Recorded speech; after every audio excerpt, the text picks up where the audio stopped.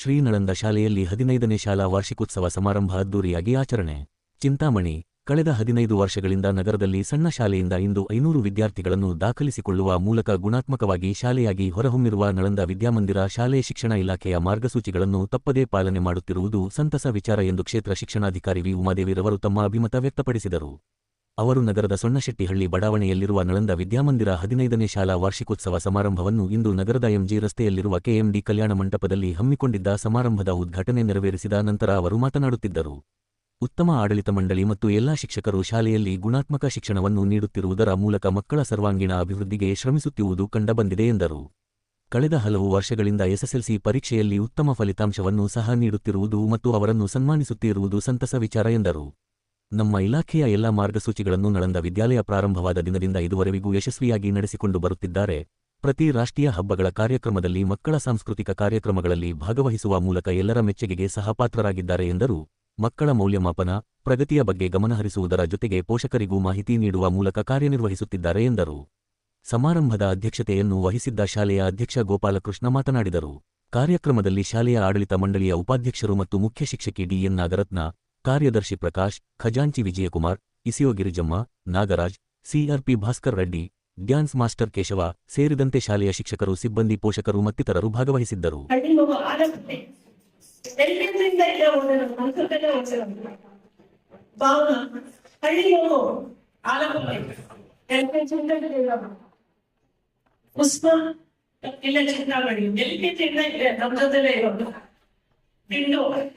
ಚಿಂತಾಮಣಿ ಎಲ್ಕೆಜಿಯಿಂದ ನಮ್ಮ ಇಲ್ಲೇ ಇದು ಬೇರೆ ಶಾಲೆಯಿಂದ ನಮ್ಮ ಶಾಲೆಗೆ ಬಂದು ಆಗ ನಮ್ಮ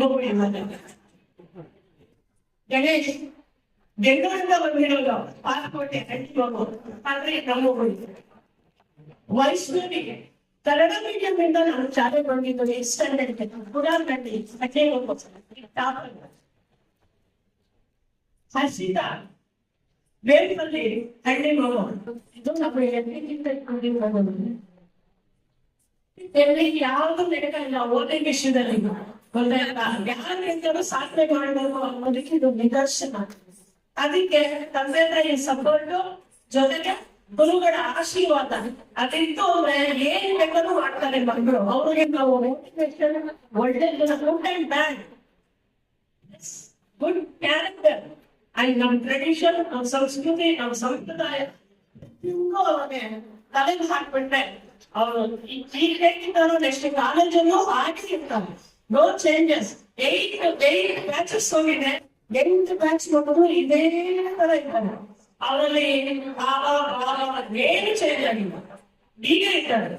ಅದೊಂದು ಹೇಳೋದಕ್ಕೆ ಹೆಮ್ಮೆ. ನಮ್ಮ ಶಾಲೆಗೆ ಓದೋ ಮಕ್ಕಳು ಈ ತರ ಒಂದು ಒಳ್ಳೆ ಹೆಸರು ಹಾಕ್ತಿದ್ದಾರೆ. ಡಬಲ್ ಡಿಗ್ರಿ ಮಾಡಿದ್ದಾರೆ, MBA ಮಾಡ್ತಾ ಇದ್ದಾರೆ, ಇಂಜಿನಿಯರಿಂಗ್ ಆಲ್ರೆಡಿ ಮಾಡಿದ್ದಾರೆ. ಮೆಡಿಕಲ್ ಒಂದು ಬಾಕಿ ಇದೆ, ಇನ್ನು ಸಿವಿಲ್ಸ್ ಹೋಗ್ಬೇಕು, ಅದಕ್ಕೆ ಬಾಕಿ ಇದೆ. ಡಬಲ್ ಡಿಗ್ರಿ BSc ಮಾಡ್ತಿದ್ದಾರೆ, ಇಂಜಿನಿಯರಿಂಗ್ ಮಾಡ್ತಿದ್ದಾರೆ, ಫಿಸಿಯೋಥೆರಪಿಕ್ಸ್, ವೆಟರ್ನರಿ, ಅಗ್ರಿಕಲ್ಚರ್ ಪ್ರತಿಯೊಂದು ಮಾಡ್ತಿದ್ದಾರೆ. ಸೊ ಇದು ಇಷ್ಟು ನಮಗೆ ಖುಷಿ ಸಿಗೋದು. ಇಷ್ಟೆಲ್ಲ ಒತ್ತಡ ಈ ಖುಷಿಗೋಸ್ಕರ ಇಷ್ಟೆಲ್ಲ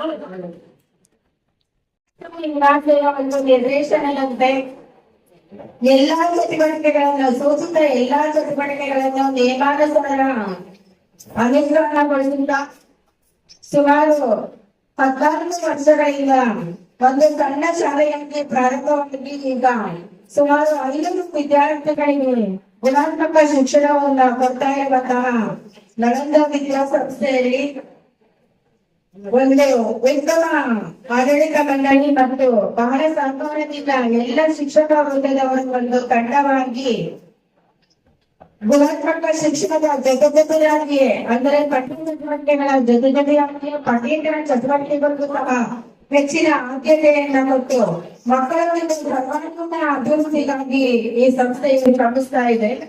ನಾವೆಲ್ಲರೂ ನೋಡ್ತೀವಿ, ಇದು ಒಂದು ಬಹಳ ಪುಟ್ಟ ಶಾಲೆಯಾಗಿ ಪ್ರಾರಂಭವಾಗಿದೆ. ಈಗ ಆಲ್ಮೋಸ್ಟ್ 3 to 4 crores ಇದೆ, 5 crores ಇದೆ.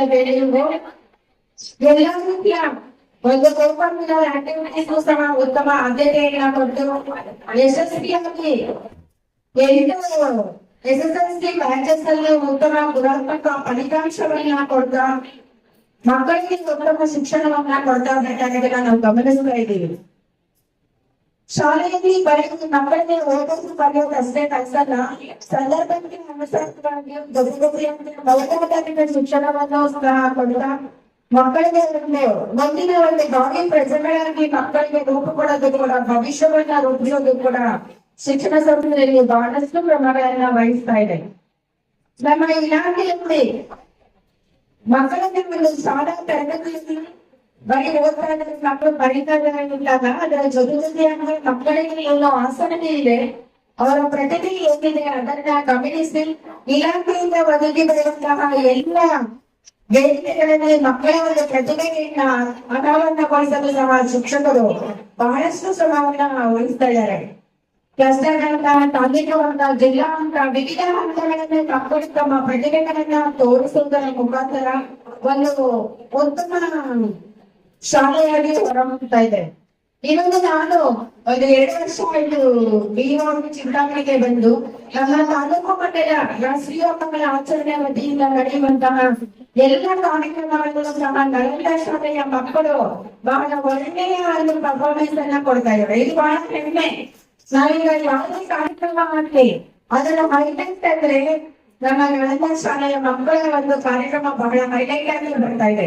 ಅದೇ ಕಾಸ್ಟ್ಯೂಮ್ಸ್ ಇರ್ಬೋದು, ಸಾಂಗ್ ಸೆಲೆಕ್ಷನ್ ಇರ್ಬೋದು, ಏನಾದ್ರೂ ನಾವು ಕಾರ್ಯಕ್ರಮ ಇದ್ದಾಗ ಒಂದು ಕಲ್ಚರಲ್ ಪ್ರೋಗ್ರಾಮ್ ಕೊಡ್ಬೇಕಂದ್ರೆ ಜಸ್ಟ್ ಒಂದು ಮೆಸೇಜ್ ಕೊಟ್ಟರೆ ಒಂದು ದೂರವಾಣಿ ಮುಖಾಂತರ ಹೇಳಿದಾಗ ಬಹಳ ಅಚ್ಚುಕಟ್ಟಾಗಿ ಆಸಕ್ತಿಯಿಂದ ಬಹಳ ಆಕರ್ಷಣೀಯವಾಗಿ ಒಂದು ಕಾರ್ಯಕ್ರಮಗಳನ್ನ ರೂಪಿಸಿ ಅನುಷ್ಠಾನಗೊಳಿಸ್ತಾ ಇದ್ದಾರೆ. ಇದು ನಮ್ಗೆ ಬಹಳ ಹೆಮ್ಮೆಯ ವಿಷಯ.